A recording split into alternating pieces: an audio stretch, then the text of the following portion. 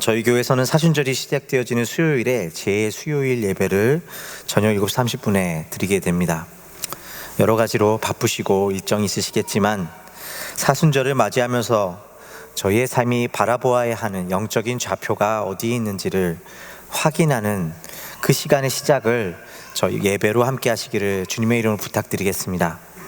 가족들과 함께 나오셔서 분주한 삶 속에서 우리의 삶의 좌표를 주님 안에서 확인하고 새롭게 되는 은혜가 있게 되시기를 주님의 이름으로 부탁드립니다. 지난주부터 마가복음은 예수님께서 십자가에 달리시기 전 고난의 순간의 이야기로 본격적으로 들어서고 있는 것을 보게 되었습니다. 마가복음은 예수님의 죽음을 기념하는 삶이 무엇인지에 대해서 이제 본격적으로 이야기하고 있는 것이죠.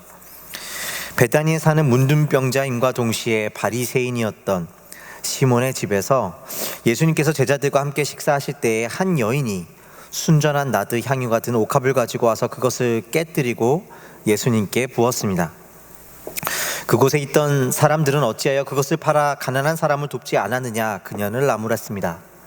그러나 예수님은 이 여인의 행동이 자신의 장례를 준비하는 것이며 또한 이 여인의 행동이 복음이 전파되어지는 곳마다 함께 전하여질 놀라운 복음의 소식 자체인 것을 강조해서 말씀하십니다.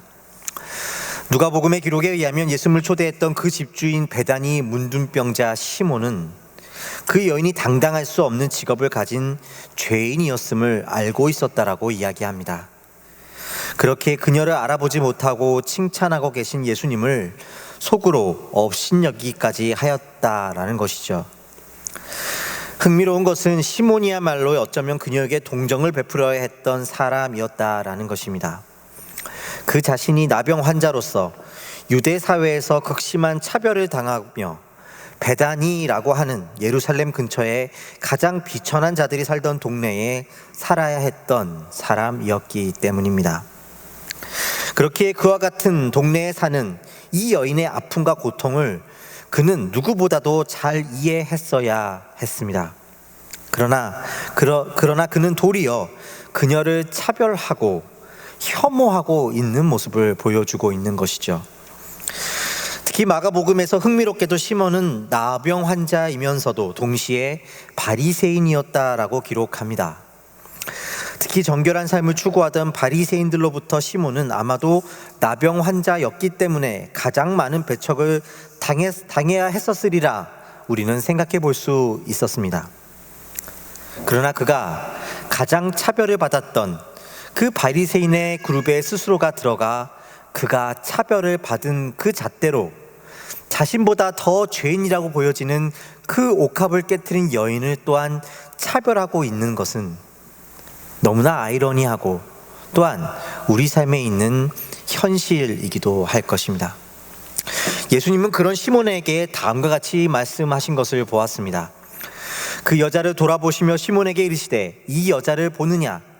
내가 내 집에 들어올 때 너는 내게 발 씻을 물도 주지 아니하였으되 이 여자는 눈물로 내 발을 적시고 그 머리털로 닦았으며. 시몬이 예수님을 초대해 놓고 정말로 발 씻을 물도 주지 않았겠습니까? 바리새인으로 예법에 밝았던 시몬이 예수님을 초대해서 그렇게 했었을 리가 없습니다. 예수님을 존경하고 사랑했기 때문은 아니었을지는 몰라도 적어도 당시의 사람들로부터 존경을 받은 랍비를 모시면서 다른 사람의 눈을 의식해서라도 최선의 대접을 했었을 것입니다. 그러나 그럼에도 불구하고 예수님께서 그 여인과 달리 시몬은 자신을 대접하지 않았다라고 말씀하고 계신 것은 단지 그 여인이 가져온 옥합이 시몬의 대접보다 더 값비싼 것이었기 때문만은 아니었을 것입니다. 그것은 그 여인이 가져와 예수님 앞에 깨뜨린 것이 그저 값비싼 것이었기 때문이거나 종교적인 최선을 다한 헌신이었기 때문이 아니라 당당할 수 없었던 직업을 가진 여인으로서 컴플렉스를 대체하고자 스스로에게 그리고 적어도 누군가에게 완전해 보이고자 하는 삶의 도구를 깨뜨린 것이었기 때문입니다. 우리에게 누군가에게 그것은 학벌이 될 것이고 누군가에게 그것은 직업이 될 것이고 누군가에게 그것은 우리가 가진 관계와 성품이 될 것이며 또한 우리의 종교적인 열심이 될 수도 있을 것입니다. 그러나 예수님은 그럼에도 불구하고 이 시몬을 향하여 그가 아무것도 내게 주지 않았다라고 말합니다. 여기서 나타난 시몬과 이 여인의 차이가 여기에 있었던 것이죠. 어쩌면 시몬은 예수님을 그의 집에 초대한 것조차도 당시의 사람들로부터 인기가 있었던 예수님을 자신의 집에 모심으로써 나병 환자였던 자신의 컴플렉스를 대체하고자 한 것에 기인하였던 것인지도 모릅니다. 여기에 우리의 모습이 있다고 말씀드렸습니다. 우리가 가진 여러 가지 컴플렉스 안에서 누군가보다는 적어도 나는 조금은 더 나아 보일 수 있는 그것을 내 삶에 쌓아가고 그것으로 다른 이들과 자신 사이에 벽을 세우며 살아가는 우리를 주님께서 깨뜨리시는 것입니다. 그리고 우리를 자유케 하고 계신 것입니다. 여기에 우리를 향하신 주님의 뜻과 복음이 있습니다. 오늘 말씀은 계속해서 무교절과 유월절을 맞아 유월절 식사를 함께 하고 계시는 예수님과 제자들의 모습을 그리고 있습니다. 그리고 이 예수님께서 함께 하시는 유월절의 식사는 오늘날까지도 교회에서 우리가 매달 한 번씩, 그리고 당시에는 매주 행했던 것에서 알 수 있었던 것처럼 주님의 복음의 가장 핵심에 자리 잡고 있는 것임을 우리는 알 수가 있습니다. 예수님은 십자가의 고난을 당하시기에 앞서 제자들과 함께 유월절 식사를 함께 하십니다. 유월절과 무교절은 모두 하나님께서 이스라엘 백성을 애굽에서 꺼내신 것을 기념하는 명절이었습니다. 아이러니하게도 이 명절의 클라이막스는 먹는 것과 관련되어져 있습니다. 처음 이스라엘 백성들은 하나님의 말씀을 따라 어린 양을 잡고 또 누룩을 넣지 않는 전병, 곧 무교병을 먹었습니다. 출애굽기와 레위기에 보면 이것은 그들이 애굽 땅을 나올 때에 누룩을 넣어서 발효시킨 전병을 얻을 수 없었을 만큼 급하게 나왔다는 사실을 상기시켜 준다는 것으로 이해했음을 알 수가 있습니다. 그런데 한번 생각해 보십시다. 이제 이스라엘 백성들은 그동안 살던 애굽의 삶을 떠나 광야로 나가야 했습니다. 그렇다면 그들이 준비하고 먹어야 하는 것은 사실 작은 어린 양이거나 부풀리지 않은 무교병이 아니었을 것입니다. 종의 땅에서 자유의 땅으로 이제 마음먹고 떠나야 했던 그 여정의 식사라면 분명 더 그들에게 힘을 줄 수 있는 식사였어야 했을 것입니다. 더 든든히 먹고 어쩌면 그들을 쫓아올지 모르는 애굽의 군대를 물리칠 만한 힘을 길러야 했던 것일지도 모릅니다. 그러나 하나님은 그들에게 어린 양을 잡게 하시고 무교병을 먹게 하십니다. 그저 초라한 식사처럼 보입니다. 물론 이것이 주님을 믿음으로 그것을 양식을 믿는 것이 아니라 주님을 믿음으로 그 길을 걸어야 한다는 것을 보여주는 것이기도 할 것입니다. 그러나 그럼에도 불구하고 정말 이러한 식사를 하는 것이 우리 삶을 광야의 삶에서 견디게 해줄 수 있을 것인가? 우리는 의아해하지 않을 수 없습니다. 그렇다면 무엇을 말하는 것일까요? 그것은 그들이 지금 건너야 하는 광야가 단지 물리적인 애굽으로부터의 탈출로가 아니었다는 사실을 보여주고 있는 것입니다. 그런 것이라면 하나님은 그들에게 강한 무기를 갖추고 많은 먹을 것을 주셔야 했습니다. 그러나 그들에게 주어진 것은 도리어 애굽의 시각에서 보기에는 매우 볼품없는 것들이었습니다. 그러나 그것이야말로 참된 출애굽을 향한 광야의 양식이 된다는 것을 말씀은 말해주고 있다는 것이죠. 오늘 말씀에서도 예수님은 이제 유월절 식사를 제자들과 함께하고 계십니다. 여기서도 몇 가지 흥미로운 사실을 발견할 수 있습니다. 먼저는 유월절의 율법에 의하면 유월절 식사는 가족들이 모여서 하여야 했습니다. 그러나 예수님은 제자들과 함께하고 계십니다. 주님 안에서 제자들은 가족이 되었다라는 것을 보여주고 있는 것이죠. 또한 유월절 식사는 정해진 가정에서 함께하게 되어 있었습니다. 그러나 지금 예수님께서 제자들과 유월절 식사를 성내에 있는 다른 집에서 하고 계시다라는 것을 보여줍니다. 주님은 순종의 모습을 보여주십니다. 장소와 조건이 아니라 어디에서든 주님의 식탁이 열리고 있음을 알 수가 있는 것입니다. 우리의 양식은 조건과 장소와 혈연이 아니라는 사실을 주님은 보여주고 계신 것입니다. 우리가 이 땅에서 다른 삶을 살고자 할 때 주님께서 명령하시고 우리를 부르신 그 출애굽의 삶을 살고자 할 때 우리가 가진 조건과 장소와 혈연을 양식 삼아 살 수 없다는 것입니다. 한 가지 흥미로운 사실, 가장 중요한 사실은 실제로 그들이 먹어야 할 어린 양이 보이지 않았다라는 것입니다. 대신에 예수님은 떡과 포도주를 떼고 나눠 주시면서 그것이 자신의 살이요 피라고 말씀하고 계시다는 것입니다. 무엇을 말해주고 있는 것일까요? 바로 예수님 자신이 유월절 어린 양이 됨을 보여주고 계신 것입니다.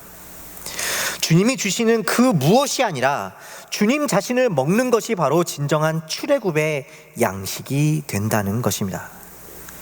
주님이 우리의 양식이 되는 것, 바로 주님의 생명으로 살아가는 것입니다. 그렇다면 예수님의 살과 피를 마신다는 것은 우리 삶에 구체적으로 어떠한 의미와 능력을 가지고 있는 것일까요? 성찬을 통해 예수님께서 그분의 죽으심을 기념하는 삶, 그것을 구체적으로 어떻게 사는 것이라고 말씀하고 계신 것일까요? 먼저 우리가 주목해서 볼 것은 예수님께서 자신을 배반하고 팔아넘길 자가 그 제자들 중에 있다고 하실 때 제자들의 모습과 예수님의 반응입니다. 마가복음 14장 17절에서 19절의 말씀을 함께 다시 보겠습니다. 저물매 그 12를 데리고 가서 다 앉아 먹을 때에 예수께서 이르시되 내가 진실로 너희에게 이르노니 너희 중에 한 사람 곧 나와 함께 먹는 자가 나를 팔리라 하신대 그들이 근심하여 하나씩 나는 아니지요 하고 말하기 시작하니, 예수님께서 유월절 만찬에서 자신을 팔아넘길 자가 있다고 하시자 제자들은 수군거리기 시작합니다. 그리고 한 사람씩 예수님께 나는 아니지요 말하기 시작합니다. 이 말은 자신만은 결코 그렇지 않을 것이라는 의미를 가지고 있는 말입니다. 정말 누가 예수님을 팔 자인지가 궁금해서가 아니라 자신만은 결코 그렇지 않을 것이라는 의미를 가졌다라는 것입니다. 물론 예수님 또한 1차적으로는 자신을 팔아넘길 제자 가룟 유다를 가리키고 계셨음을 알 수가 있습니다. 그러나 뒤 이어지는 말씀에서 예수님은 가룟 유다뿐만이 아니라 그 모든 제자들을 가리키고 계신 것을 볼 수가 있습니다. 마가복음 14장 27절에서 29절의 말씀을 제가 보겠습니다. 예수께서 제자들에게 이르시되 너희가 다 나를 버리라 하는 기록된 바 내가 목자를 치리니 양들이 흩어지리라 하였음이니라. 그러나 내가 살아난 후에 너희보다 먼저 갈릴리로 가리라. 베드로가 여짜오되 다 버릴지라도 나는 그리하지 않겠나이다. 가룟 유다뿐 아니라 제자들 모두가 예수님을 저버릴 것이라고 예수님은 말씀하십니다. 이 말씀은 나는 아니지요라고 말씀하신 제자들을 향한 말씀이었습니다. 다시 말해 너희 중에 하나가 나를 팔 것이지만 사실은 너희 모두가 다 나를 버리기도 할 것이다. 나는 아니지요라고 묻는 제자들에게 아니 너도 포함돼라고 말씀하고 계신 것입니다. 그러자 이 말씀을 듣고 있던 베드로는 아니요 나는 다를 것이라고 이야기하고 있는 것을 봅니다. 모두가 다 버릴지라도 나는 결단코 예수님을 버리지 않을 것이라는 것입니다. 결국 나만은 그러지 않을 것이라고 이야기하는 베드로나 나는 아니지요 라고 반문했던 다른 제자들 모두 자신만은 다를 것이라고, 그렇지 않을 것이라고 이야기하고 있었던 것입니다.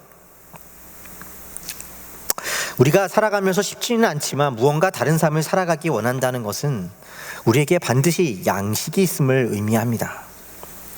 어떤 경우는 하나님을 따랐더니 세상을 따르는 것보다 더 큰 복을 얻었다라고 말할 수도 있을 것입니다. 주님이 주시는 양식을 먹는 것이죠. 물론 주님은 우리에게 일용한 양식을 주십니다. 그러나 솔직히 그것이 세상을 따르는 것보다 주님을 따르는 보상이 되기에는 턱없이 부족한 것이 사실입니다. 많은 사람들이 하나님을 따랐기 때문에, 세상을 선택하지 않았기 때문에 희생을 하고 보상을 얻지 못하는 삶을 살아갑니다. 그 속에서 하나님을 따르면 하나님께서 모든 것을 채우시고 여러분의 삶을 세상보다 더 낫게 하실 것이라고 하는 그 이야기는 우리의 진정한 양식이 되기에, 우리가 새로운 삶을 살아가며 광야로 삶을 버티기에 양식이 되기에 부족하게 느껴집니다. 또 다른 경우는 광야를 지날 때 우리가 양식 삼는 것이 많은 경우 이 제자들과 같이 나만은 다를 것이라는 의지를 가지고 살아가는 것에 있습니다. 때로 맞아 너는 특별해, 너는 달라라고 하는 말들이, 그래서 우리가 조금은 세상과 다른 모습의 삶을 살아가는 데 있어서 양식이 되어지고, 또 우리는 그 양식으로 조금은 다른 인생을 세상 가운데 살아갈 수 있는지도 모릅니다.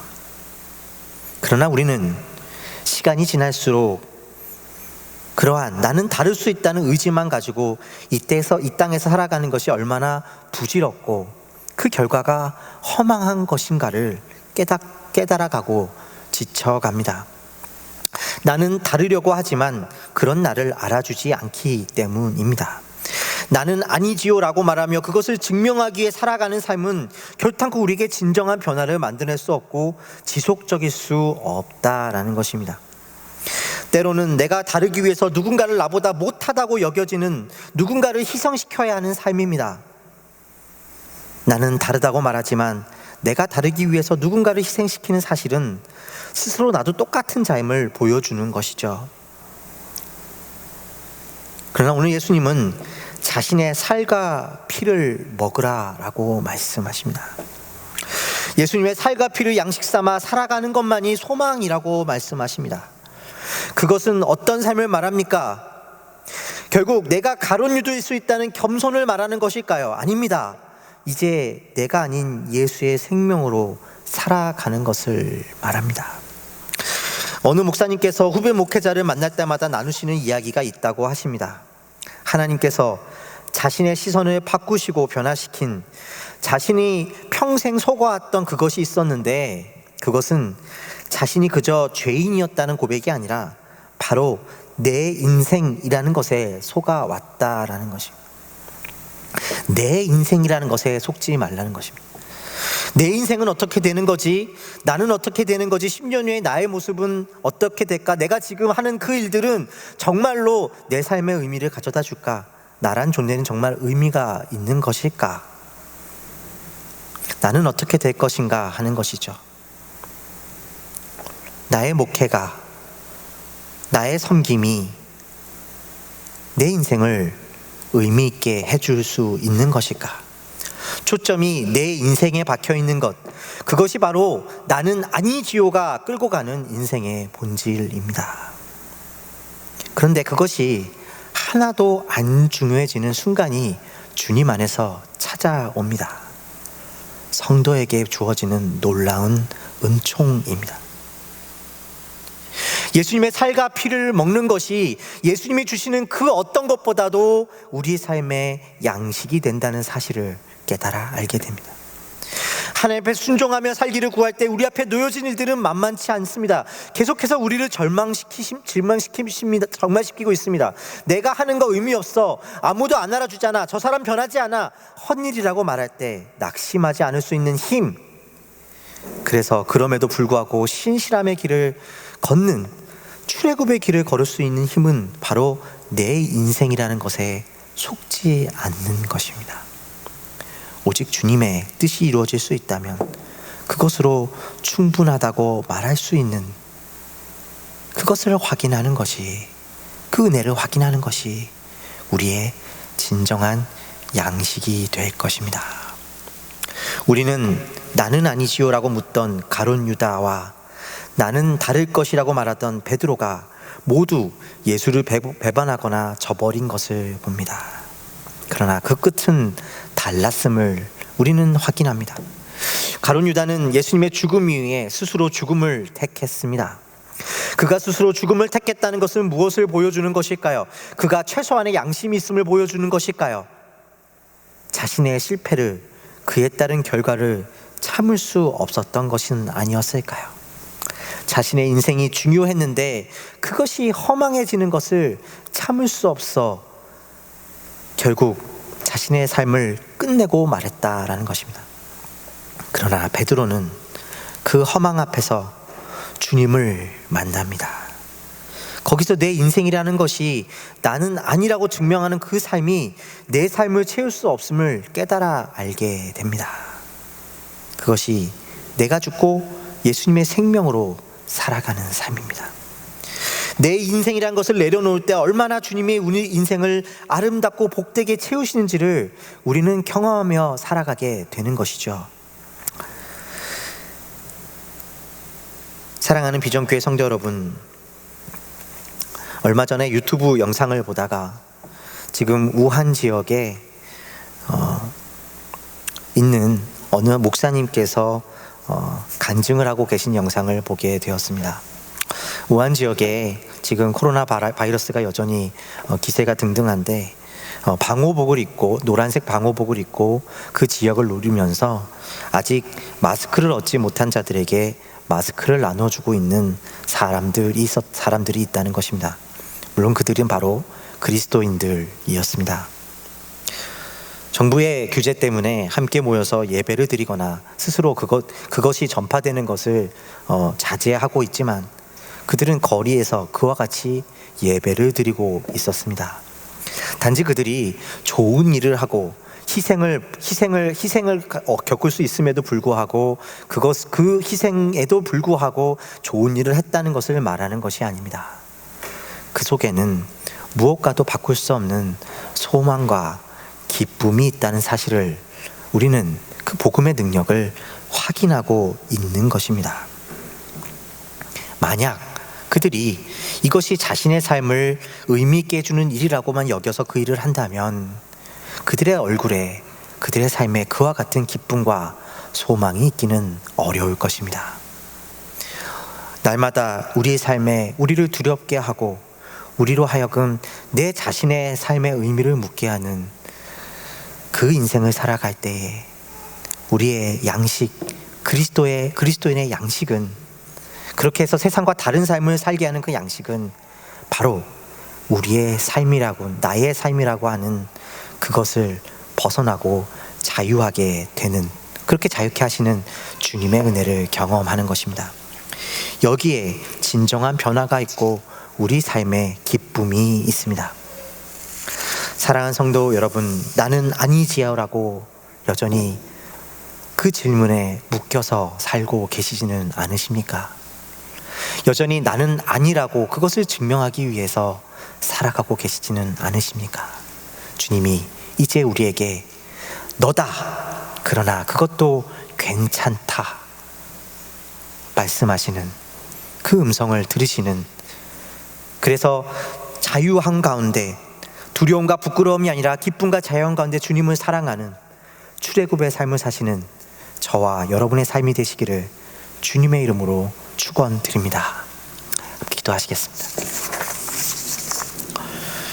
고맙고 감사하신 아버지 하나님, 우리의 참된 양식이 되어주셔서 감사를 드립니다. 주님, 우리의 참된 양식은 주님이 우리에게 주실 수 있는 그 무엇이 아니라, 혹은 나는 아니요라고 말하고 그것을 증명하는 것이 아니라 예수 그리스도께서 우리를 위하여 죽으셨다라는 그것인 줄 믿습니다. 우리가 나는 아니요라고 말하는 것이 아니라 그렇습니다, 저입니다, 그러나 그래서 주님께서 우리를 위해 죽으셨습니다. 그래서 주님을 사랑합니다. 그래서 내 인생이 아니라 주님을 사랑하는 것이 내 인생의 의미입니다 고백할 수 있는 저희의 삶이 되게 하여 주시옵소서. 주님께서 그렇게 우리를 먹이시는 분이심에 감사를 드리옵고 우리 주 예수 그리스도의 이름으로 기도하였습니다.